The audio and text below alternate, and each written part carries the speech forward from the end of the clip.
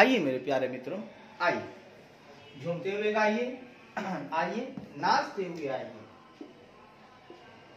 ठीक है, बिल्कुल आइए जी, आपका स्वागत है जी। आइए जी, आइए प्यारे वहां बस पढ़ेंगे। हम लोगों ने कल खत्म कर लिया था शेयर कैपिटल के बारे में हम लोग पढ़ रहे थे, जिसमें हम लोग के तक एल तक किए थे।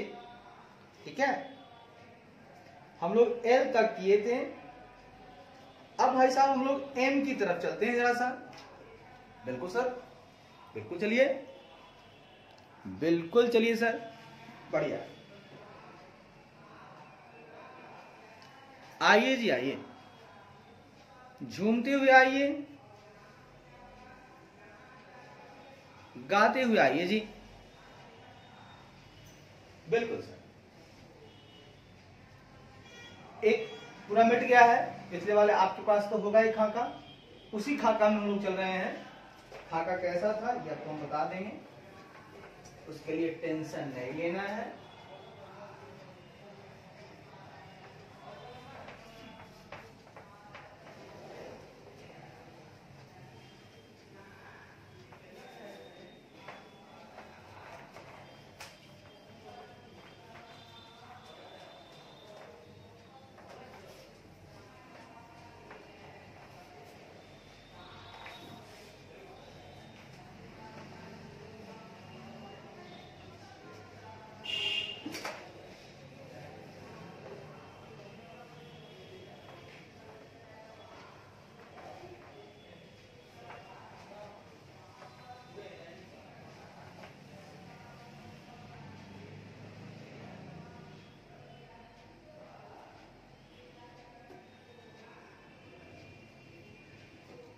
आइए साहब, आइए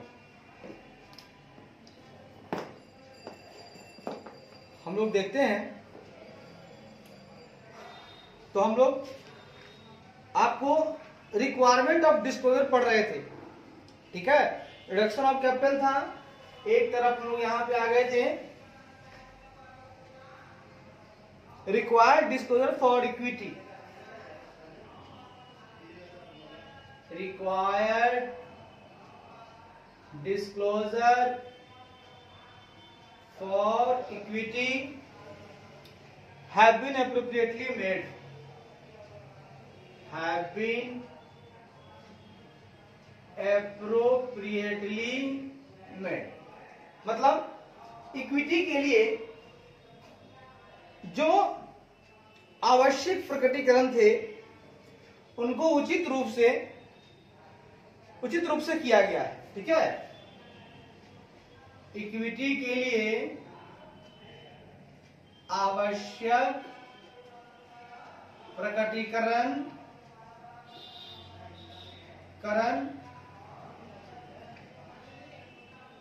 उचित रूप से किया गया है। इसी में हम लोग पढ़ रहे थे और एल तक हमारा हो गया था जी, और हम लोग रिडक्शन ऑफ कैपिटल किए थे, फिर शेयर कैपिटल। अब आइए एल के बाद एम नंबर में क्या कहता है सुनिएगा। कहता है जी, a company shall disclose share holding of promoters as below. वाह, एक कंपनी, प्रोमोटर मतलब होता है प्रवर्तक, एक कंपनी प्रवर्तकों की, एक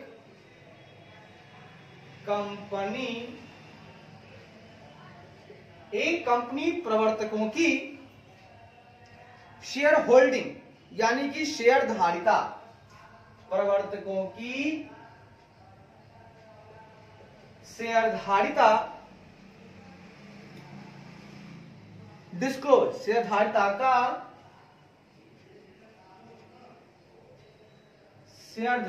का खुलासा इस प्रकार करेगी, इस प्रकार क्या करेगी। अब सुनिएगा, देखिए खांचा खिंचाएगा बाबू साहब, इसमें दो खाका खिंचाएगा, एक ये एक, बढ़िया है, ले दिए, खींच दिए, बाबू साहब इसके अंदर 1 2 3 4 खांचे इसके अंदर खिंचाएंगे। 1 2 3 4 खांचे इसके अंदर खिंचाएंगे और यहां बाबू साहब टोटल हो जाएगा। बढ़िया है सर, लीजिए सर। कोई दिक्कत? सर क्या दिक्कत रहेगी? यानी कि जो प्रोमोटर्स हैं उन्होंने जो शेयर होल्डिंग किया बाबू साहब, और साहब एक काम और आपको आ गया, आप जरा सा प्रोमोटर ने जितने शेयर होल्ड किए हैं उनको जरा सा खुलासा कर दीजिए। उनका खुलासा देखिए कि कंपनी ने इस प्रकार की है कि नहीं। ये आपका चेक करना काम है कि कंपनी अपने प्रोमोटर को अगर शेयर होल्डिंग करती है उसको डिस्क्लोज करना है उसको, और कैसे करना है, इस तरह से करना है। क्या तरीका है सर? तरीका है यहां लिखेंगे हम लोग share held by promoters at the end of the year, वर्ष के अंत में। यहां लिखेंगे वर्ष के अंत में प्रवर्तकों द्वारा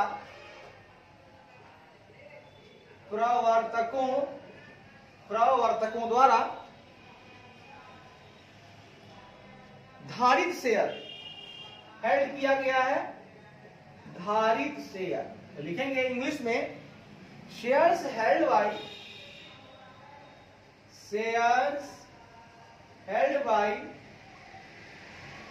promoters at the end of the year. At the end of the year, वर्ष के अंत में लिखेंगे पहला हेडिंग में कि साहब वर्ष के अंत में प्रोमोटर द्वारा जो हेल्ड किया गया है, धारित किया गया शेयर है, वो क्या है, इसकी चर्चा करेंगे। Share held by promoters at the end of the year, ये लिख लेंगे। फिर लिखेंगे percentage change during the year. Percentage change during the year, इसमें लिखेंगे हम लोग वर्ष के दौरान परिवर्तन। वर्ष के दौरान प्रतिशत परिवर्तन, जब प्रतिशत परिवर्तन होगा उस परिवर्तन को यहां दिखा दीजिएगा बाबू साहब। ठीक है, मतलब दो चीज दिखाना है कि वर्ष के अंत में प्रवर्तक कितने शेयर को रखे हुए हैं और स्टार्टिंग से लेके अभी के बीच कुछ चेंजिंग हुआ है क्या, कुछ बढ़ा है, कुछ घटा है, क्या हुआ है, कितने परसेंट से चेंज हुआ है वर्ष के दौरान, ये हम इस खांचे में लिखेंगे। अब जो शेयर वो रखे हुए हैं उसको कैसे लिखेंगे, एक देंगे साहब सीरियल नंबर 1 2 3 4 सीरियल नंबर दे देंगे। उसके बाद बाबू साहब यहां देंगे हम लोग प्रमोटर नेम, मतलब प्रवर्तक नाम। कौन कौन प्रमोटर है उसको सीरियली वाइज उसका नाम लिखेंगे। सीरियल नंबर 1 2 3 करेंगे, यहां पे 1 2 3 नाम लिखेंगे, राम, श्याम, मोहन, जो भी प्रमोटर है सबका नाम लिख देंगे। ठीक है सर। यहां लिखेंगे sir number of shares, number of shares यानी शेयरों की संख्या लिख देंगे, और लास्ट लिखेंगे percentage of total share, percentage of total shares, कुल शेयर का प्रतिशत, कुल शेयर का प्रतिशत। बाबू साहब हमको इसी तरह का डिस्क्लोजर चाहिए। ऑडिटर साहब आप जरा देखिए वैसे किया है क्या। सर क्या करना है, देखिए अगर कंपनी प्रवर्तक को शेयर धारता है, उसका प्रवर्तक का शेयर होल्डिंग है, उसका खुलासा ऐसे करेगी। कैसे करेगी, पहला करेगी share held by promoters at the end of the year क्या है, उसको चेक करने के लिए 4 खाना, सीरियल नंबर, प्रमोटर का नाम, नंबर ऑफ शेयर्स और percentage of total share, total share में कितना प्रतिशत जो है प्रवर्तक का है, ये हमको परसेंटेज में बता दीजिए। और उसका शेयर की संख्या वो तो लिखिएगा, उसका नाम लिखिएगा, सीरियल नंबर, प्रवर्तक का नाम, नंबर ऑफ शेयर्स और टोटल शेयर में प्रतिशत ये। अच्छा लास्ट लाइन में लिखिएगा कि भैया परसेंटेज चेंज क्या हो रहा है, वर्ष के दौरान कोई परिवर्तन हो रहा है क्या प्रमोटर के शेयर होल्डिंग में, घट बढ़ रहा है, इसको बता दीजिएगा। बढ़िया है। कर देंगे। आगे सुन के लीजिएगा, इसी के बारे में कुछ बातें करा है। कहता है जी, प्रमोटेड हेयर मीन्स, यहां प्रमोटर का मतलब, यहां प्रवर्तक का मतलब, promoted as defined in the companies act 2013 का मतलब कंपनी अधिनियम 2013 में, कंपनी अधिनियम 2013 में परिभाषित,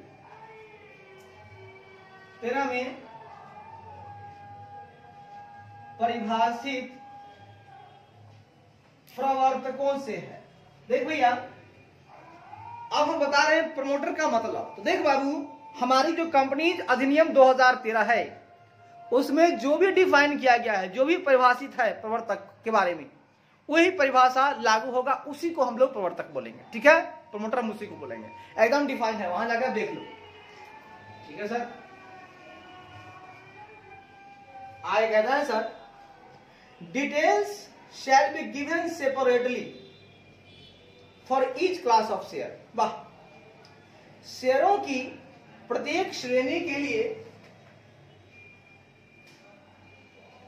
शेयरों की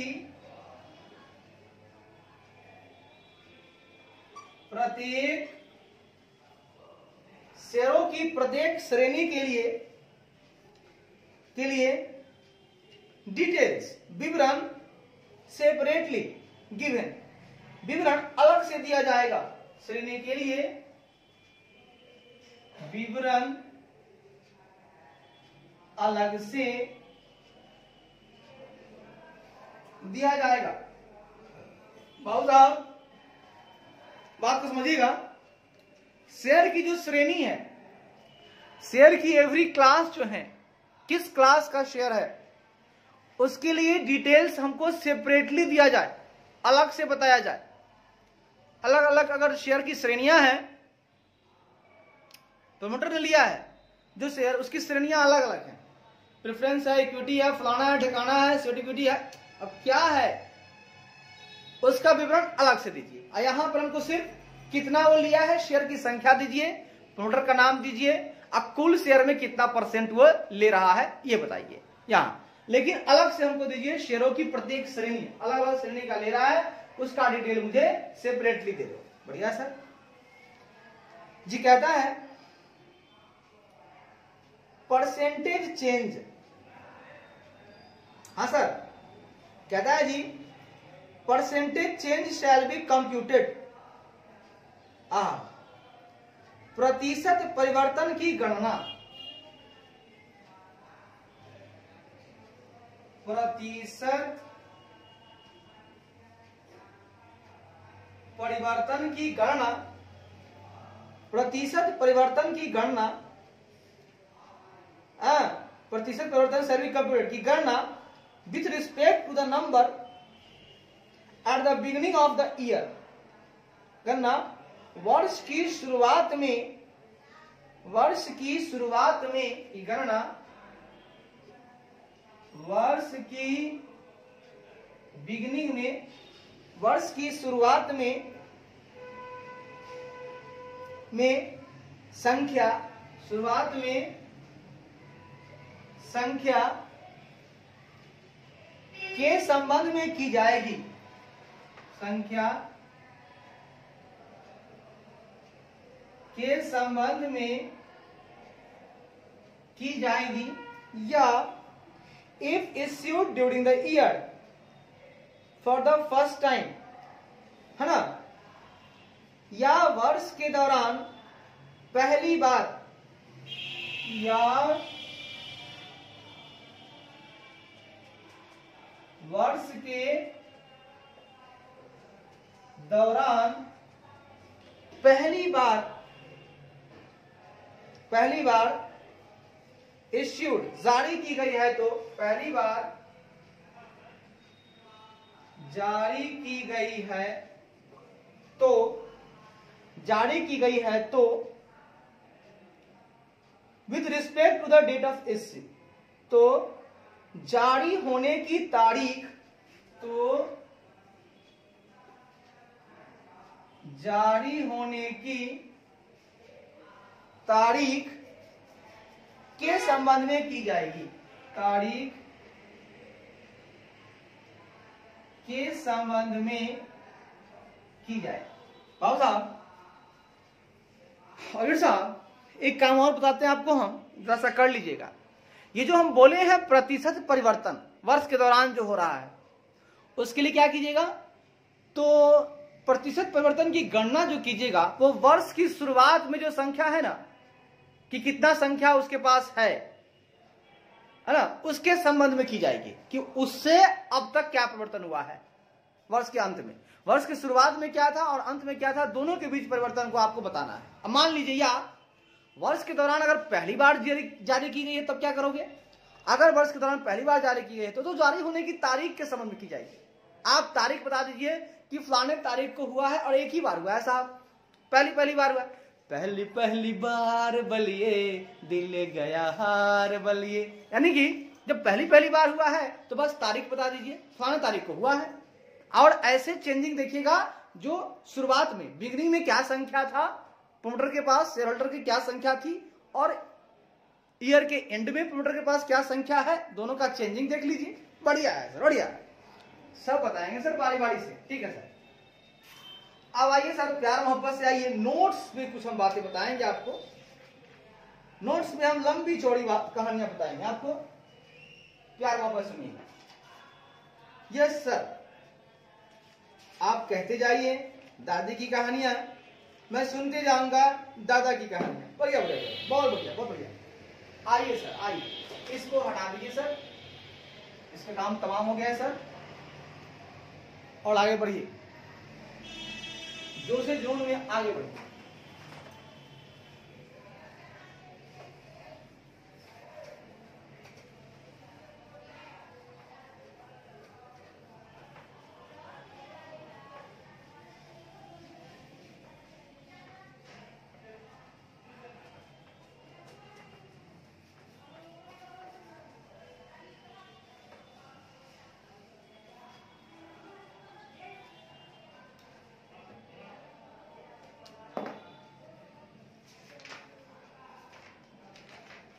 आइए जी आइए,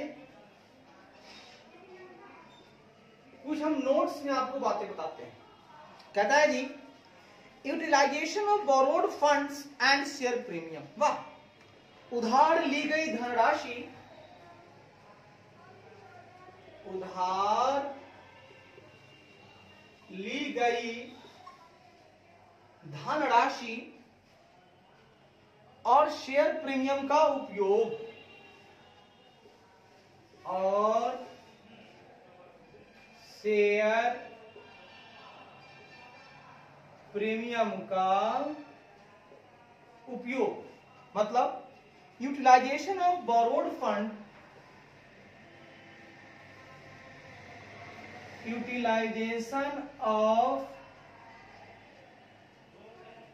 utilisation of borrowed funds and share premium, and share premium. बढ़िया है, जो उधार ली गई धनराशि है बाबू साहब, और जो शेयर प्रीमियम में रखी हुई राशि है बाबू साहब, इनका उपयोग कैसे करना है इसके बारे में आपसे हम चर्चा करेंगे। हाँ सर, कीजिए ना। पहली बात, ए पॉइंट कहता है जी, where company has advanced or loaned or invested funds, either borrowed funds or share premium or any other source or kind of funds, to any other person or entities including foreign entities with understanding। वाह वाह वाह, क्या बात का बोला गया sir. Where company, जहां company ने, वेयर कंपनी हैज है ना, हैज का मतलब ने का मतलब होता है, सुनिएगा, जहां कंपनी ने विदेशी संस्थाओं, फॉरेन एंटिटीज, जहां कंपनी ने विदेशी संस्थाओं, ब्रैकेट में आइएगा, इंटरमीडियरीज, मध्यस्थों,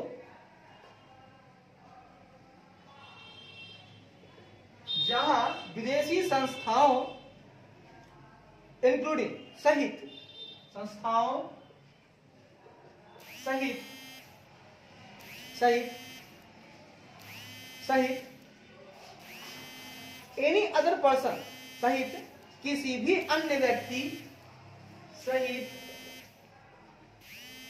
किसी भी अन्य व्यक्ति, कॉमा, संस्थाओं,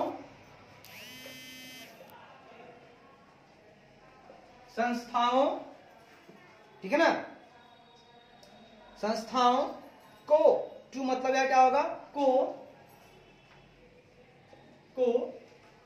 विथ अंडरस्टैंडिंग, को इस समझ के साथ, संस्थाओं को इस समझ के साथ, इस समझ के साथ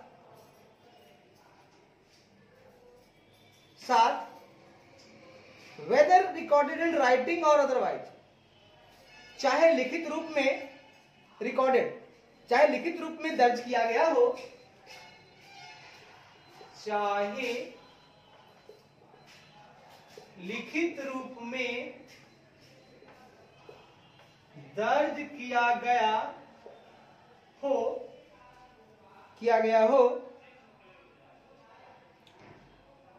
या अन्यथा किया गया हो, या अन्यथा,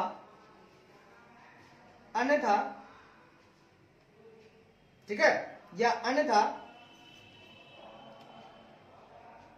ठीक है ना, जहां कंपनी ने विदेशी संस्थाओं, मध्यस्थों सहित किसी भी अन्य व्यक्ति या संस्थाओं को इस समझ के साथ, है ना, साथ एडवांस्ड, साथ धन अग्रिम के साथ, धन अग्रिम या धन अग्रिम के रूप में दिया हो, या लोन्ड, या उधार दिया हो, या इन्वेस्टेड, या निवेश किया हो, या निवेश किया हो, आइदर बोरोड फंड और शेयर प्रीमियम, या तो उधार लिया गया धन, या तो उधार लिया गया धन, या शेयर प्रीमियम,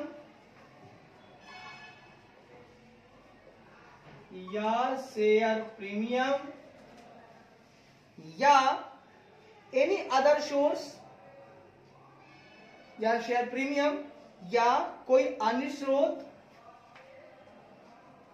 या कोई अन्य स्रोत, या काइंड ऑफ फंड्स, या किसी प्रकार का धन, या किसी प्रकार का धन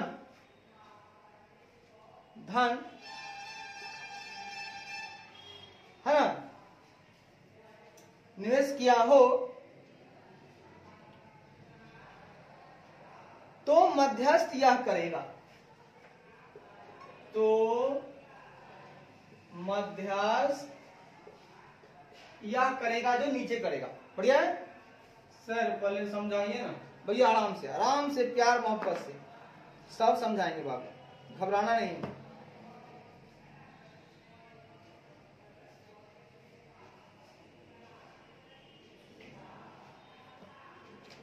देखिए बाबू साहब, कहता है where a company has advance और लोन और invested fund either borrowed funds or share premium or any other source of kind of funds to any other person or entities including foreign entities with understanding whether recorded in writing or otherwise there is intimated shall. सुनिए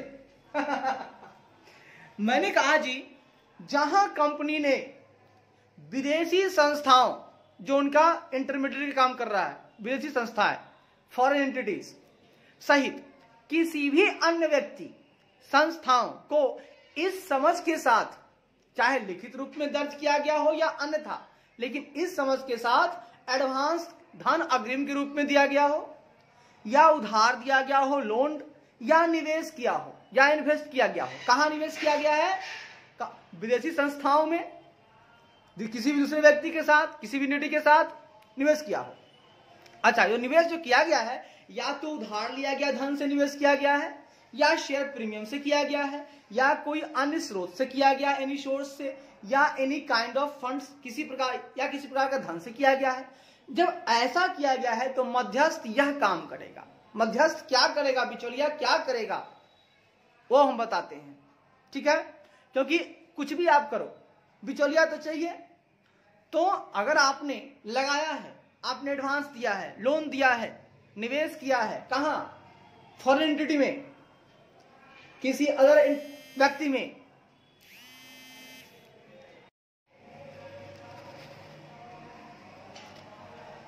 तो भाई साहब मैं कह रहा था, हाँ, तो मध्यस्थ क्या करेगा? ठीक है, आपने दिया है, पर्सन को दिया है, एंटिटी को दिया है, किसी फॉरेन एंटिटी को दिया है, भैया आप एडवांस दिया है आपने, चाहे वो उधार लिया, लोन लिया है, उससे दिया है आपने, लोन लेके दूसरे को दिया अग्रिम, या शेयर प्रीमियम से दिया, या अदर सोर्स से दिया, या किसी भी प्रकार का एनी काइंड ऑफ फंड से आपने दिया।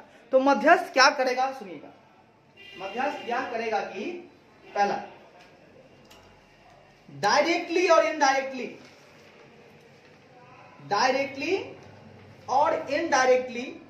lend or invest in other persons or entities identified in any manner whatsoever by or on behalf of the company ultimate beneficiaries or, कहता है जी, कंपनी जो है अंतिम लाभार्थी, अल्टीमेट बेनिफिशियरीज, कंपनी अंतिम लाभार्थियों, कंपनी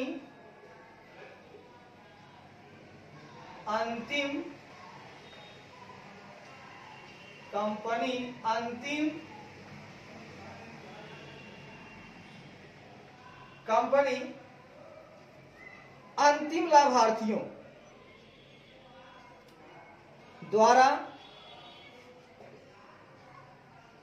ठीक है ना, बाय और ऑन बिहाफ ऑफ द, द्वारा या उसकी ओर से, द्वारा या उसकी ओर से, द्वारा या उसकी ओर से, एनी मैनर व्हाटसोएवर, हाँ, एनी मैनर व्हाटसोएवर, है ना, किसी भी तरीके से उसकी ओर से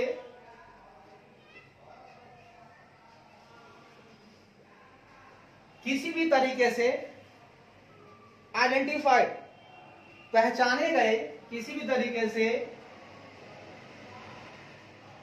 पहचाने गए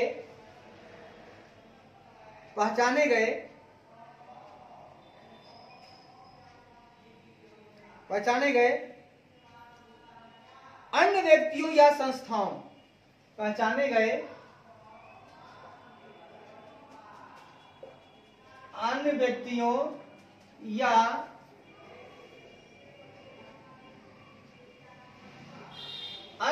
या संस्थाओं, अन्य व्यक्तियों या संस्थाओं को प्रत्यक्ष या अप्रत्यक्ष रूप से, संस्थाओं को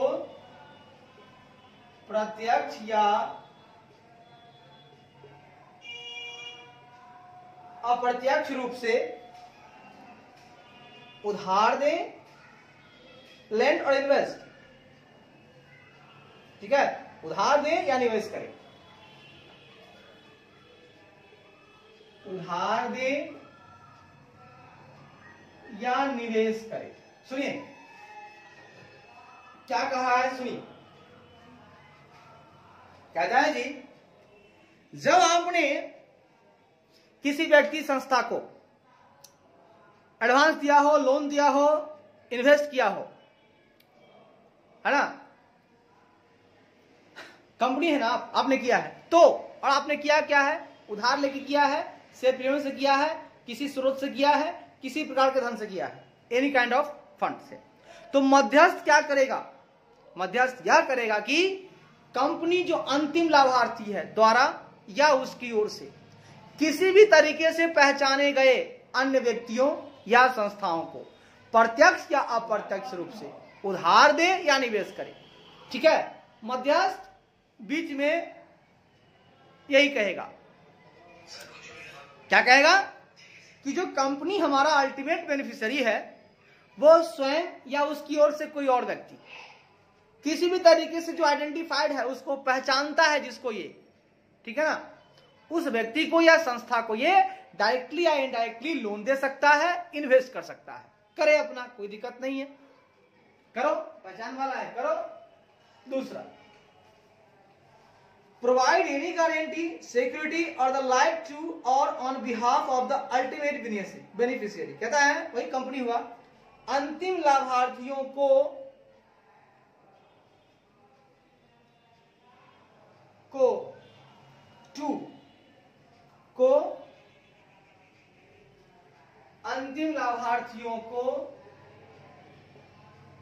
अंतिम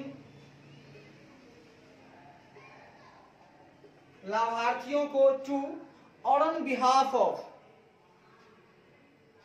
को या उनकी ओर से को या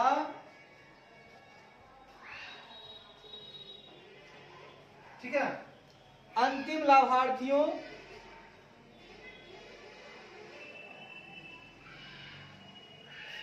को या उनकी ओर से कोई गारंटी, उनकी ओर से कोई गारंटी, कॉमा, सिक्योरिटी, सुरक्षा, या द लाइक, या ऐसी ही कोई चीज, ऐसी ही कोई चीज प्रोवाइड, प्रदान कर सकता है।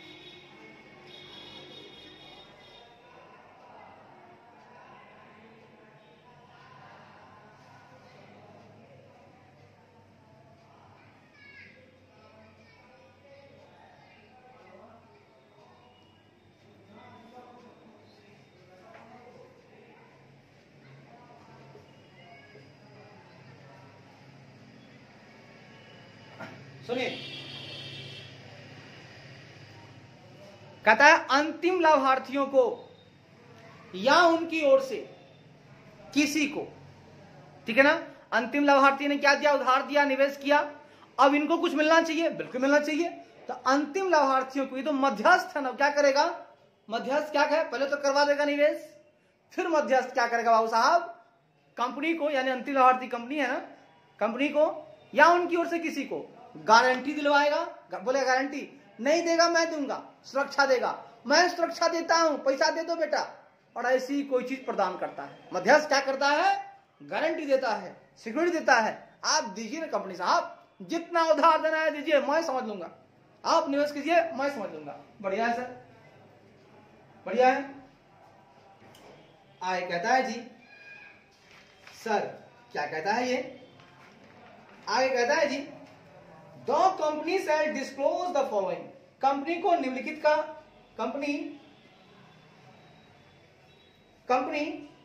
The company shall disclose, company निम्नलिखित का खुलासा करेगी, कंपनी, इसको आगे लिखते हैं, ठीक है, फिर से ये 4 पॉइंट चलेगा, यहां तक समझ में आ गया जी। हाँ सर, आप पढ़ाएं और हम ना समझें, ऐसा हो सकता है क्या? बढ़िया है, बहुत बढ़िया। आगे बढ़िए।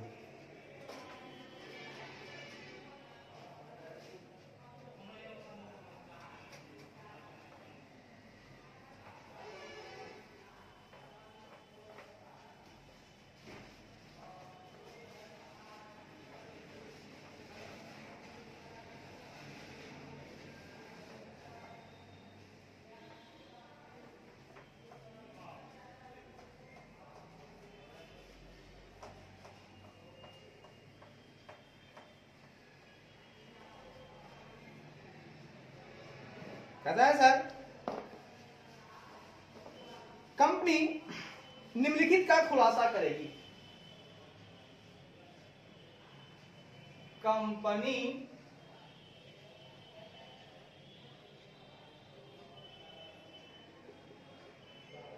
निम्नलिखित का खुलासा करेगी। तो यार क्या खोलेगी कंपनी, क्या खुलासा करेगी भैया? आइए बताते हैं क्या कंपनी खुलासा करेगी। पहली बात,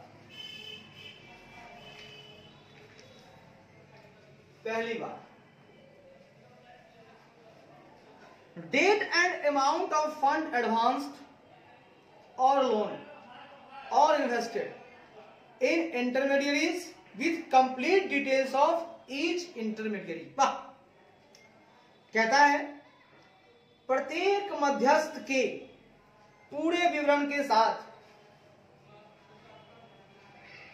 प्रत्येक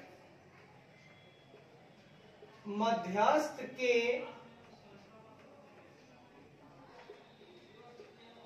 पूरे विवरण के साथ, कंप्लीट डिटेल्स के साथ इंटरमीडियरीज मध्यस्थों को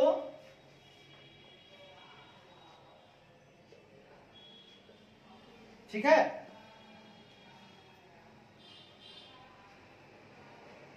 को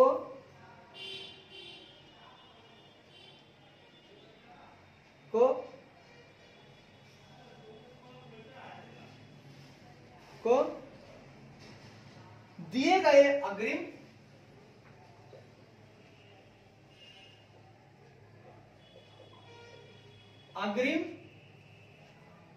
कौमा दिए गए उधार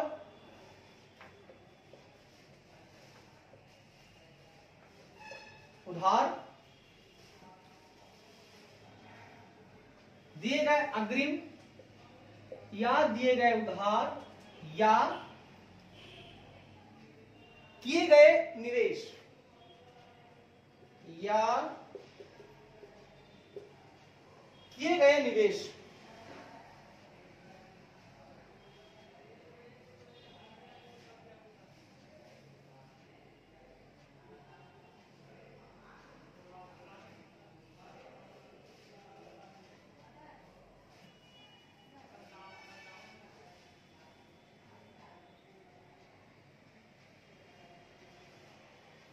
को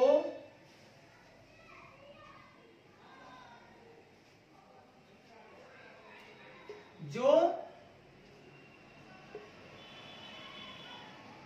फंड सुनिए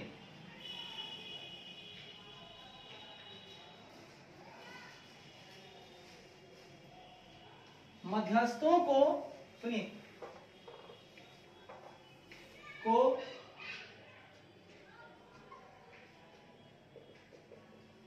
अग्रिम दिए गए या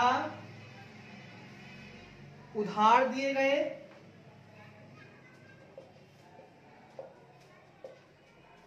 या निवेश किए गए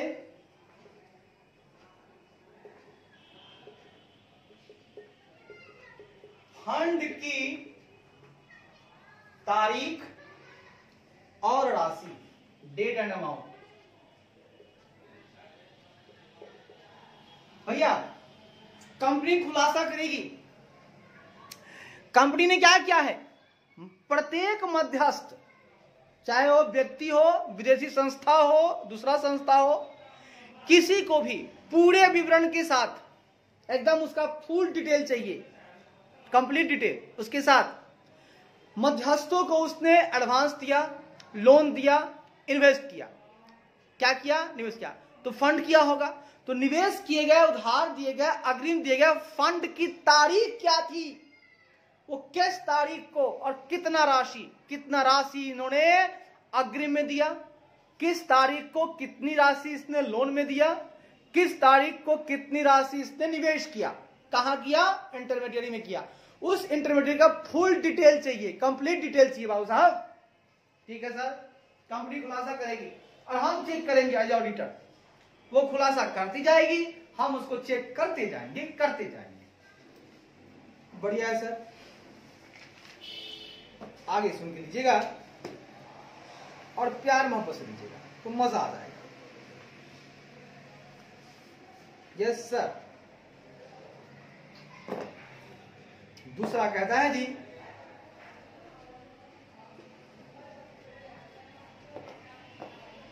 क्या कहता है सर ये? सर जी ये कहता है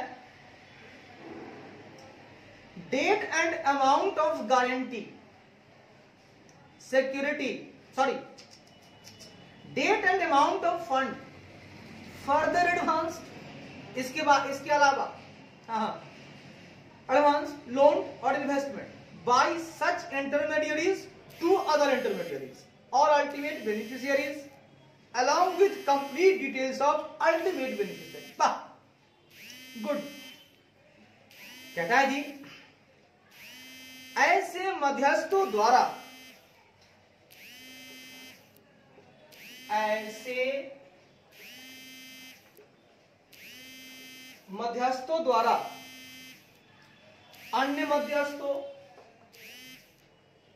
अन्य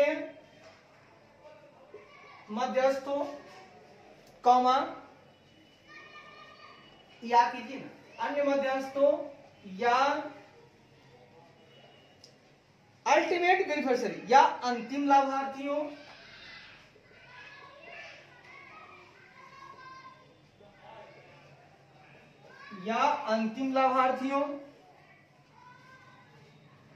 ठीक है, लाभार्थियों को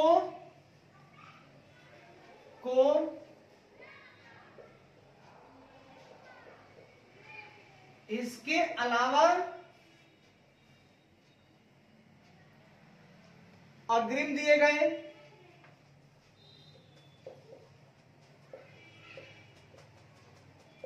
कॉमा लोन उधार दिए गए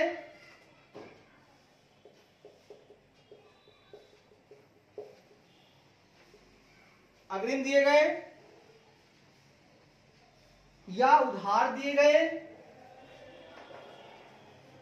या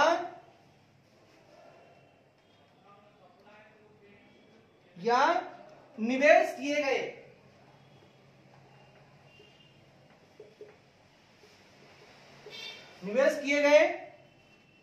फंड की तारीख और राशि, किए गए फंड की तारीख और राशि along with, साथ ही complete details of the ultimate beneficiary, साथ ही अंतिम लाभार्थियों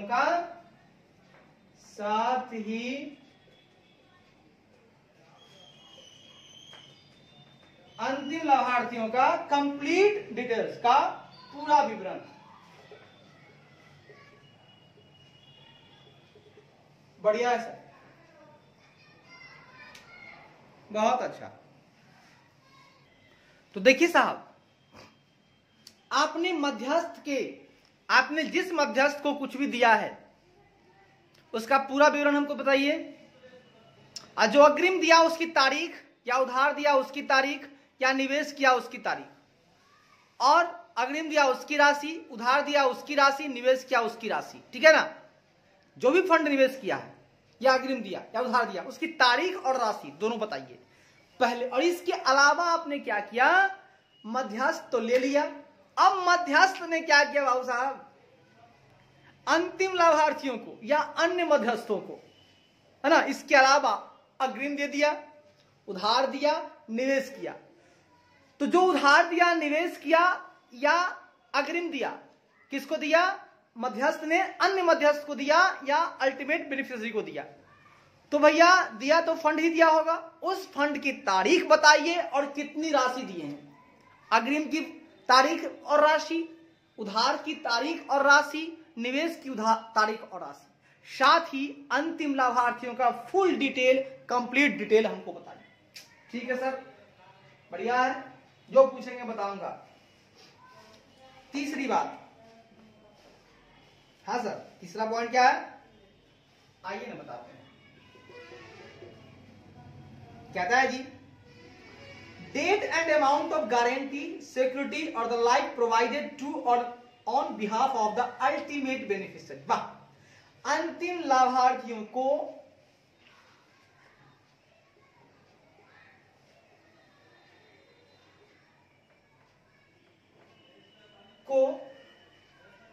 या उनकी ओर से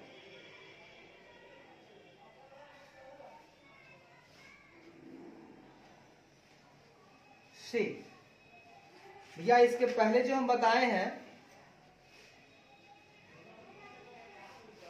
अंतिम लाभार्थियों को या उस या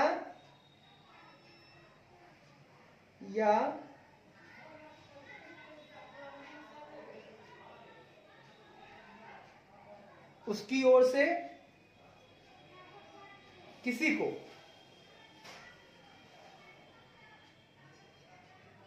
हाँ किसी, ठीक है।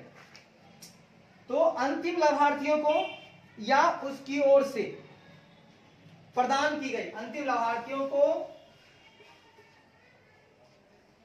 या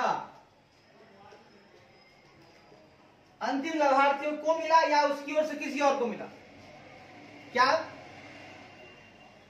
ओर से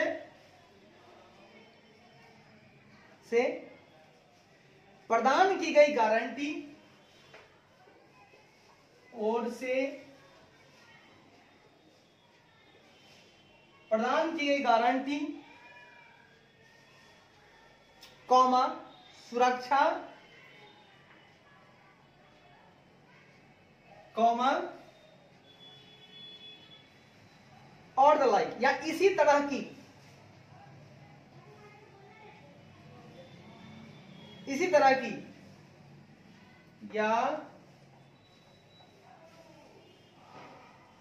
तरह की कुछ और की, क्या बताना है? डेट एंड अमाउंट, की तारीख और राशि, की तारीख और राशि। बाबू साहब गौर फरमाइएगा। हाँ सर, गौर ही गौर है।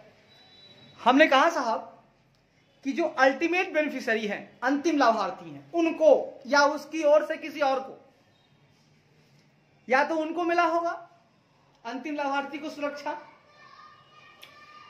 या इन्होंने अगर किसी और को दिया है लोन वगैरह तो उनकी ओर से इनको मिला, कंपनी ने अंतिम लाभार्थी को दिया या अंतिम लाभार्थी ने किसी अन्य लाभार्थी को दिया। बात समझिएगा। तो अंतिम लाभार्थियों को या उसकी ओर से प्रदान की गई गारंटी, सिक्योरिटी या इसी तरह की कुछ और, उसकी भी तारीख बताइए और राशि बताइए। कितने की गारंटी दी गई है अंतिम लाभार्थी को, या उनको कितना मिला है, या उसकी ओर से किसी और को दिया गया है वो कितना का है। इसी तरह की सिक्योरिटी अगर अंतिम लाभार्थी को मिला है या इन्होंने किसी और को दिया है, उसका तारीख और राशि। इसी तरह का कुछ भी अगर हो तो उसकी तारीख और राशि, ये भी पता लगा लीजिए। ठीक है सर, लगा लेंगे पता। चौथा पॉइंट कहता है जी, डिक्लेरेशन दैट, डिक्लेरेशन मतलब घोषणा, घोषणा करें, घोषणा की, डिक्लेरेशन दैट, घोषणा की relevant provision of the foreign exchange management act 1999, 42 of 1999, घोषणा की and companies act has been complied with for such transaction, घोषणा की ऐसे लेन देन के लिए, घोषणा की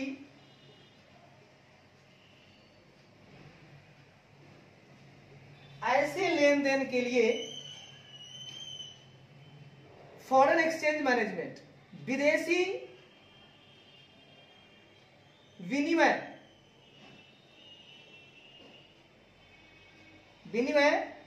प्रबंधन अधिनियम, विदेशी विनिमय प्रबंधन अधिनियम 1999, ब्रैकेट में लिखिएगा 1999 का 42वां जो सेक्शन है उसमें लिखा गया है 42, और कंपनी अधिनियम और कंपनी अधिनियम और कंपनी अधिनियम और कंपनी अधिनियम और कंपनी अधिनियम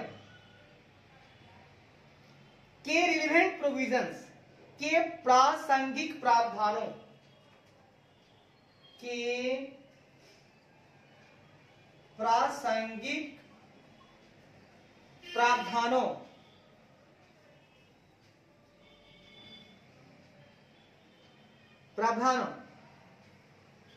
हैड बीन कंप्लाइड का अनुपालन किया गया, प्रावधानों का अनुपालन किया गया है, और एंड द ट्रांजैक्शन और लेन देन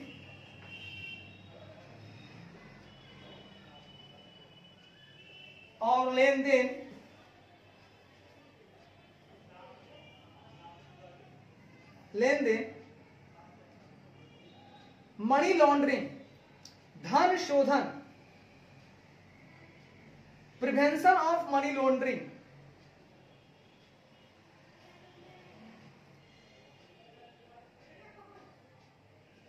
धन शोधन निवारण, prevention of money laundering act है, ठीक है ना, धन शोधन निवारण अधिनियम,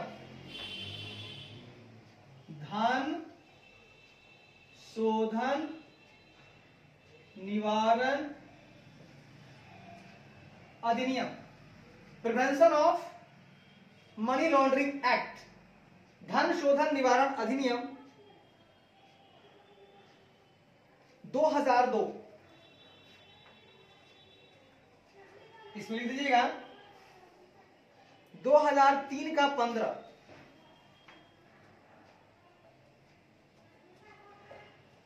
आया 2002 में, काम का 2003, 2003 का 15 वाला जो सेक्शन है उसमें बताया गया है 15 आर नॉट वायोलेटिव, का उल्लंघन नहीं करते हैं, का उल्लंघन नहीं करते हैं। बढ़िया भैया। सर 4 बातें आपने बताया, मजा आ गया। नोट्स में बड़ी बड़ी बातें कर रहे हैं आप भैया, यहां छोटी बातें कैसे होंगी? ठीक है सर। मैंने बोला जी डिक्लेरेशन दैट, घोषणा की ऐसे लेन देन के लिए, जो लेन देन हो रहा है ना बाबू साहब, आप उसको दे रहे हैं, वो आपको दे रहा है, तो ऐसे लेन देन के लिए आपको फॉरेन एक्सचेंज मैनेजमेंट एक्ट 1999, विदेशी विनिमय प्रबंधन अधिनियम 1999, जो कि 1999 का 42वां सेक्शन है, और कंपनी अधिनियम के प्रासंगिक प्रावधानों रिलेवेंट प्रोविजंस का अनुपालन किया गया है। और साहब आप जरा सा चेक कर लीजिएगा कि जो लेन देन हो रहा है उसमें फॉरेन एक्सचेंज मैनेजमेंट एक्ट 1999 और कंपनीज एक्ट 2013 के जो भी रिलेवेंट प्रोविजंस है, क्या उनको कंप्लाई किया गया है? और ये जो लेन देन है वो prevention of money laundering act 2002 धन शोधन निवारण अधिनियम 2002 जो कि 2013 का 15वां सेक्शन में है, उसका उल्लंघन तो नहीं करता है ना। यानी आपको लेन देन करना है, लेकिन बाबू साहब money laundering act, prevention of money laundering act, इसको आपको वायोलेट नहीं करना है जी। ये वायोलेटिव नहीं होना चाहिए, उल्लंघन नहीं करना चाहिए, और साथ ही साथ जो भी प्रोविजन है उनको कंप्लाई करना चाहिए। रिलेवेंट प्रोविजन किसका? तो फॉरेन एक्सचेंज मैनेजमेंट एक्ट 1999 का और कंपनीज अधिनियम का। हाँ, लेन देन करते समय इनका पालन कीजिए और उल्लंघन मत कीजिए। किसका? Money laundering act, prevention of money laundering act, money laundering act 2002 का उल्लंघन भी करना है और यहां अनुपालन भी करना है। अनुपालन करना है 2 का, और 1 का ध्यान रखिएगा, उल्लंघन नहीं होना चाहिए। हाँ सर, आगे बढ़िए। बिल्कुल बढ़ेगा सर। अब सर हम चल रहे हैं बी पॉइंट की तरफ। इसी का बी पॉइंट है, देखिए।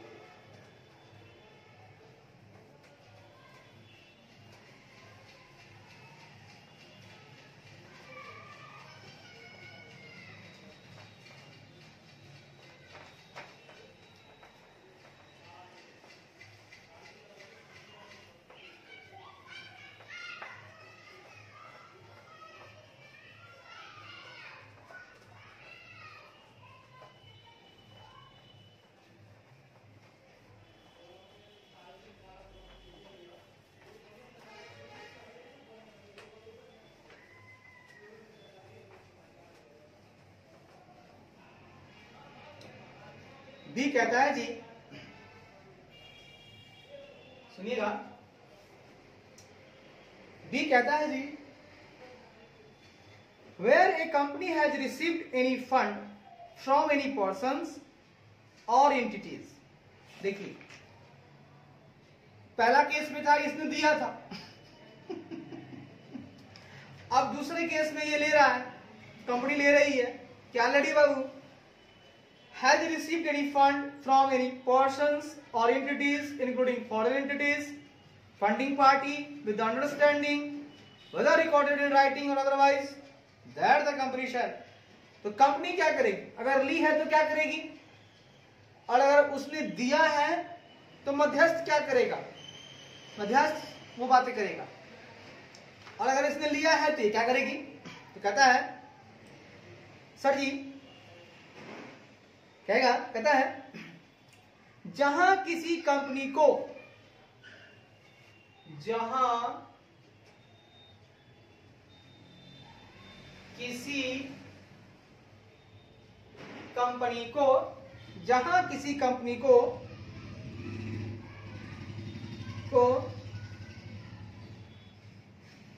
फंडिंग पार्टी, जहां किसी कंपनी को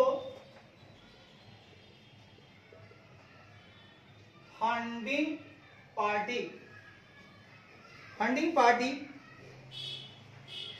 सॉरी, जहां किसी कंपनी को विदेशी संस्थाओं, जहां किसी कंपनी को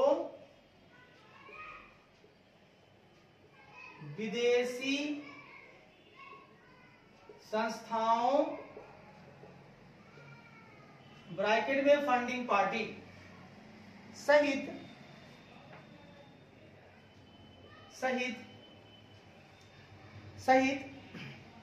फ्रॉम एनी पर्सन, सहित किसी भी व्यक्ति, सहित किसी भी व्यक्ति या एंटिटीज, संस्थाओं से, व्यक्ति या संस्थाओं से इस समझ के साथ, है ना, विद अंडरस्टैंडिंग, से इस समझ के साथ, इस समझ के साथ कोई फंड प्राप्त हुआ है, साथ कोई फंड प्राप्त हुआ है, whether recorded in writing otherwise, चाहे लिखित रूप में दर्ज किया गया हो चाहे लिखित रूप में दर्ज किया गया हो या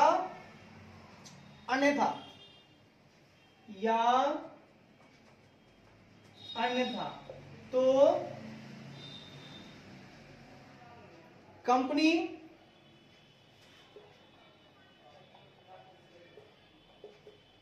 निम्न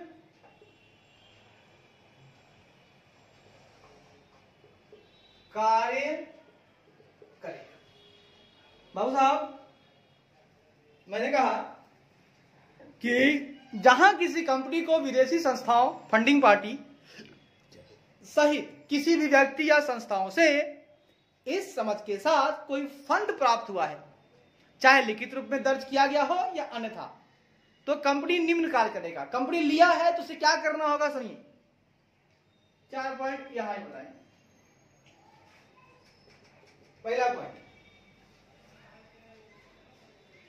डायरेक्टली और indirectly lend or invest in other persons or entities identified in any manner whatsoever by or on behalf of the funding party ultimate beneficiary। और कहता है जी, फंडिंग पार्टी अंतिम लाभार्थियों, फंडिंग पार्टी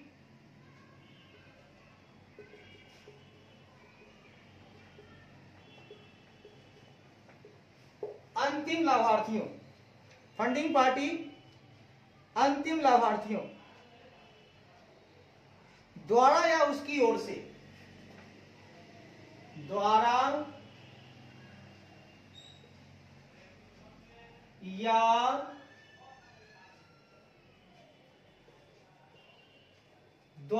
उसकी ओर से किसी भी तरीके से, एनी मैनर व्हाटसोएवर, उसकी ओर से किसी भी तरीके से पहचाने गए अन्य व्यक्तियों, किसी भी तरीके से पहचाने गए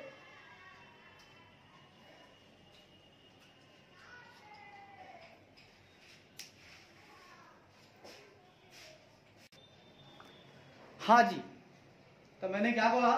फंडिंग पार्टी अंतिम लाभार्थियों द्वारा या उसकी ओर से किसी भी तरीके से, व्हाटसोएवर एनी मैनर, किसी भी तरीके से आइडेंटिफाइड, पहचाने गए अन्य व्यक्तियों या संस्थाओं को, अन्य व्यक्तियों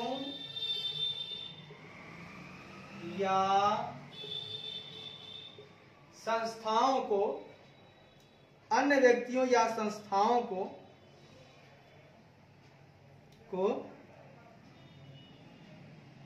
डायरेक्टली या इनडायरेक्टली, संस्थाओं को प्रत्यक्ष या अप्रत्यक्ष रूप से, प्रत्यक्ष या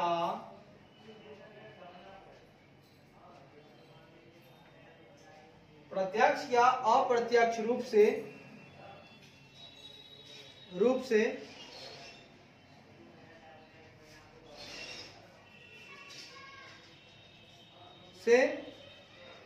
लेंड और इन्वेस्ट, उधार दे या निवेश करे,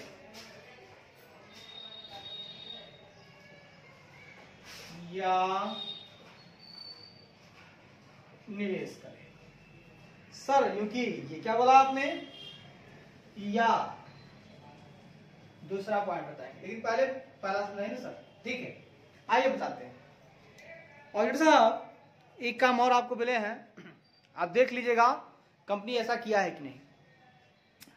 कहता है जी, जहां किसी कंपनी को विदेशी संस्थाओं सहित किसी भी व्यक्ति या संस्थाओं से इस समझ के साथ कोई फंड प्राप्त हुआ है, चाहे लिखित, ठीक है, चाहे लिखित रूप में दर्ज किया गया हो या अन्यथा कैसे ही मिला हो, तो कंपनी क्या करेगी? तो कंपनी करेगी क्या? फंडिंग पार्टी जो उसके अंतिम लाभार्थियां हैं, है ना, उनके द्वारा या उसकी ओर से किसी भी तरीके से पहचाने गए, है ना, अन्य व्यक्तियों या संस्थाओं को प्रत्यक्ष या अप्रत्यक्ष रूप से भैया उधार दे सकता है, ये निवेश कर सकता है। भैया प्राप्त हुआ है कंपनी साहब आपको पैसा, आप रखेंगे क्या, डायरेक्टली या इनडायरेक्टली आप उधार दे दो, किसी को लेंड कर दो, किसी पर कहां कहीं इन्वेस्ट कर दो, आप कर सकते हो उस पैसे का। ठीक है, आप खुद करो या अंतिम लाभार्थी करे खुद या उसकी ओर से कोई और कर दे, है ना, किसी तरीके से, लेकिन पहचाने गए अगर पर्सन्स या एंटिटी को डायरेक्टली या इनडायरेक्टली वो उधार दे सकता है, लेंड कर सकता है, निवेश कर सकता है। बढ़िया है, तो पैसा मेरा है, लगा दो बाबू। ठीक है सर। कहता है जी, प्रोवाइडेड एनी गारंटी, सिक्योरिटी और the like on behalf of the ultimate beneficiary, कहता है अंतिम लाभार्थियों की ओर से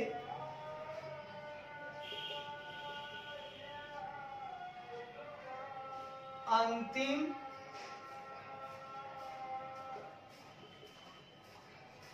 लाभार्थियों की ओर से कोई गारंटी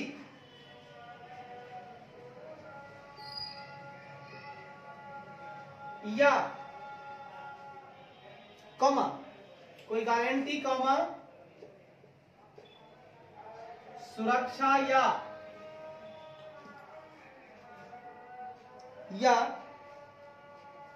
लाइक या ऐसी कोई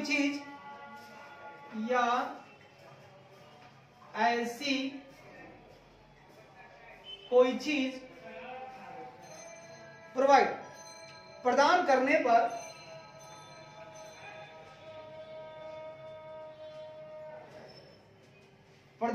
पर company shall disclose the following, company निम्नलिखित का खुलासा करेगी, करने पर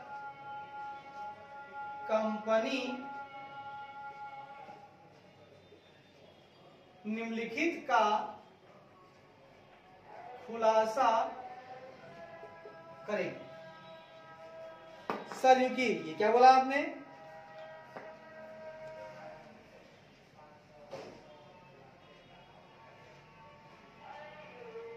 भैया जो बोला सत्य बोला, सच के सिवा कुछ नहीं बोला। हाँ सर, यस सर। भैया मैंने बोला कि अंतिम लाभार्थियों की ओर से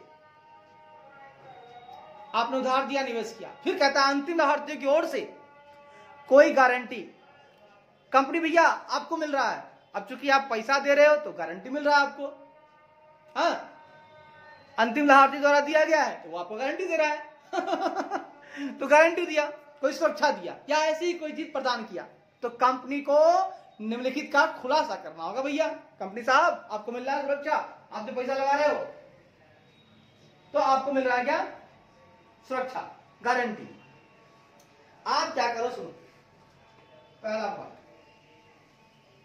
date and amount of fund received from funding party with complete details of each funding party. वाह, कहता है अंतिम लाभार्थियों, सुनिएगा, ईच फंडिंग पार्टी, सुनिएगा, प्रत्येक फंडिंग पार्टी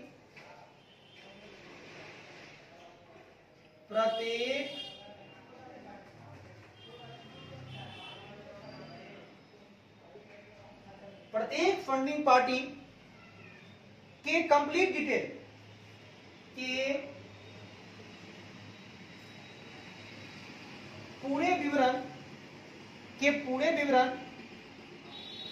के साथ फंडिंग पार्टियों से, फ्रॉम फंडिंग पार्टी के साथ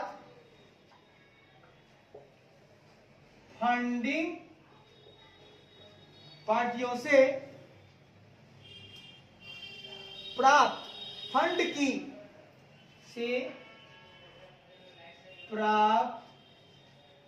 की तारीख और राशि,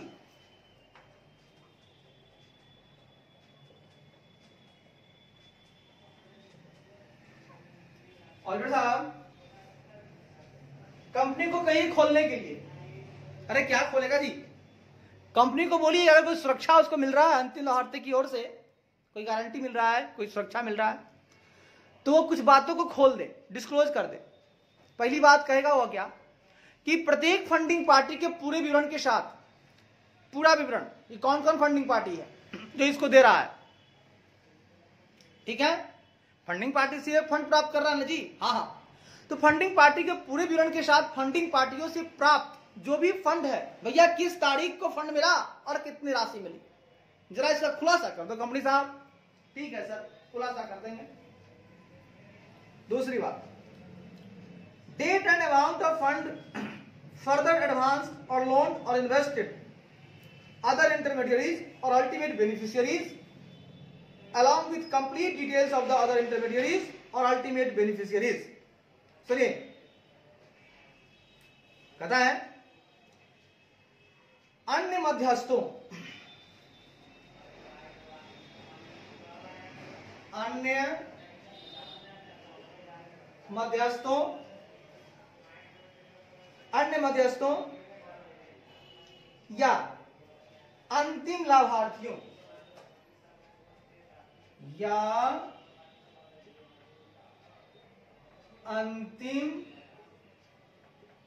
लाभार्थियों, लाभार्थियों, ठीक है, अदर इंटरमीडियरीज, अन्य मध्यस्थों या अंतिम लाभार्थियों के पूरे विवरण के साथ, के पूरे विवरण के साथ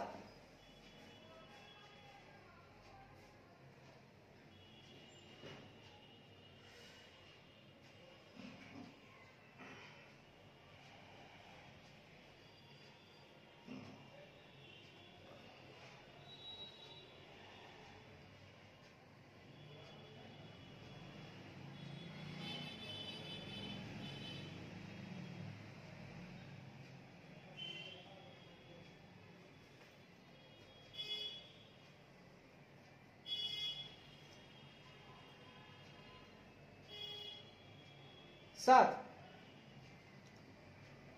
अन्य मध्यस्थों के साथ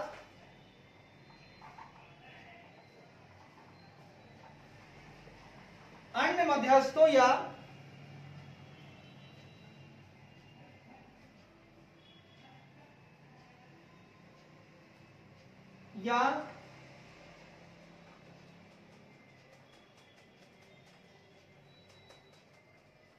अंतिम लाभार्थियों को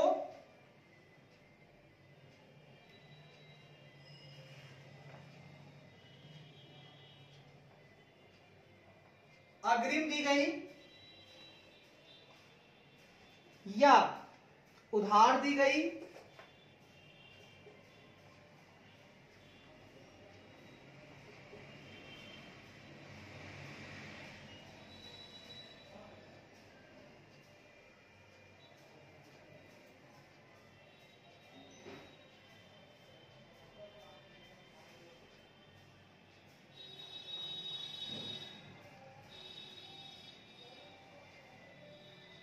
या निवेश की गई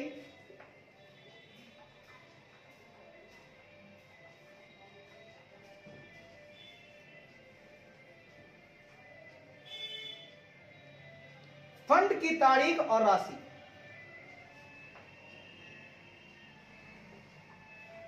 फंड बोले तो निधि की तारीख और राशि,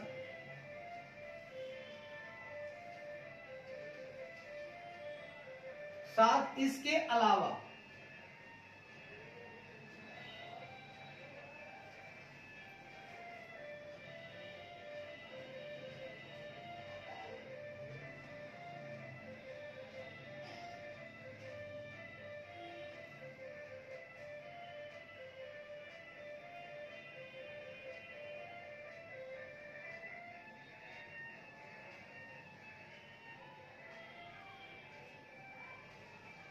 कंपनी भैया आपने जो एडवांस लिया है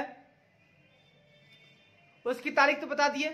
अब आप एक काम कीजिए, अन्य मध्यस्थों या अंतिम लाभार्थियों के पूरे विवरण के साथ इसके अलावा अन्य मध्यस्थों या अंतिम लाभार्थियों को अग्रिम दी गई, लैंड उधार दी गई, एडवांस दी गई, इन्वेस्ट निवेश की गई, तो जो निवेश की गई फंड उसकी तारीख और राशि क्या है? आपने लिया उस फंड की तारीख राशि तो बता दिया आपने, फंडिंग पार्टी से लिया और आपने फिर लगाया, अन्य मध्यस्थ को दिया, अंतिम लाभार्थी को दिया, पूरा विवरण बताइए। और जो एडवांस दिया, जो लेंड किया, उधार दिया, जो इन्वेस्ट किया, उस फंड की तारीख क्या थी और राशि क्या है? ठीक है सर, बताएंगे। तीसरा point, date and amount of guarantee, security और द लाइक प्रोवाइडेड टू और on behalf of the ultimate beneficiary. अंतिम लाभार्थियों प्रोवाइडेड टू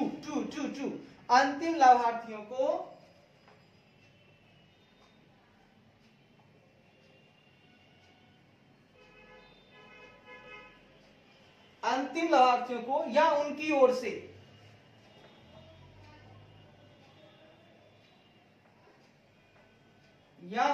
से प्रोवाइडेड प्रदान की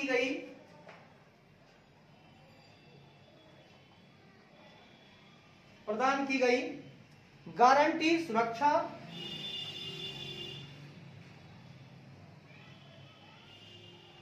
या इसी तरह की या ऐसी कोई चीज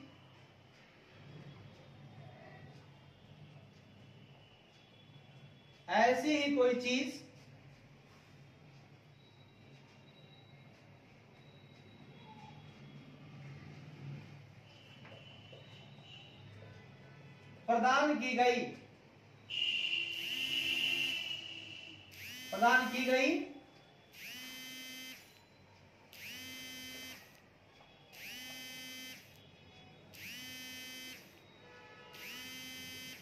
उसकी तारीख और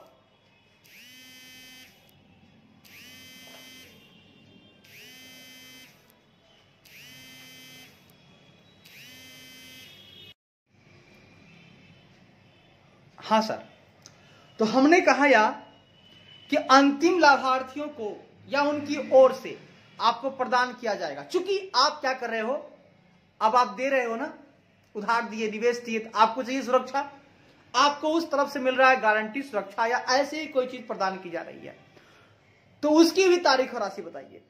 अगर लाभार्थी आपको दे रहा है, हाँ, गारंटी दे रहा है, सुरक्षा दे रहा है, आप लगा रहे हो तो सुरक्षा मिल रहा है, गारंटी मिल रहा है, तो उसकी भी तारीख और राशि बता दीजिए। ठीक है भैया, बता देंगे।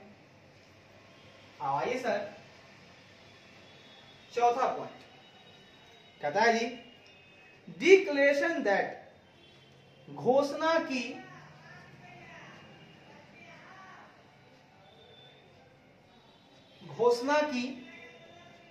Relevant provisions of the foreign exchange management act 1999 42 of 1999 and company act has been complied with for such transaction. कहता है ऐसे लेन देन के लिए घोषणा की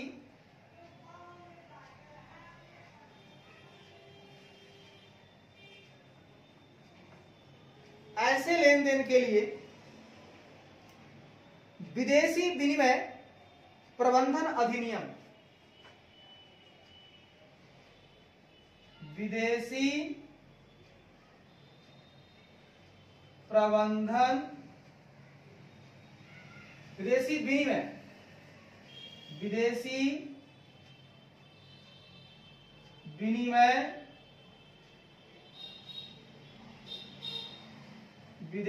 विनिमय प्रबंधन अधिनियम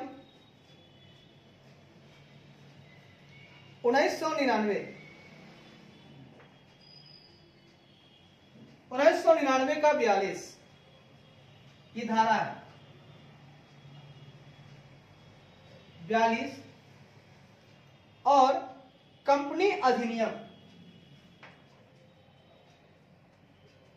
और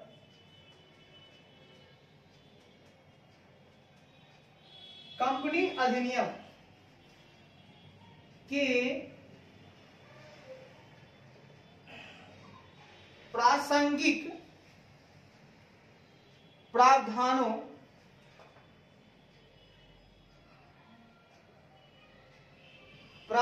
का कंप्लाइड हैज बीन कंप्लाइड, प्रावधानों का अनुपालन किया गया है, अनुपालन किया गया है। And the transactions are not violative of the prevention of money laundering act 2002 and transaction और लेन देन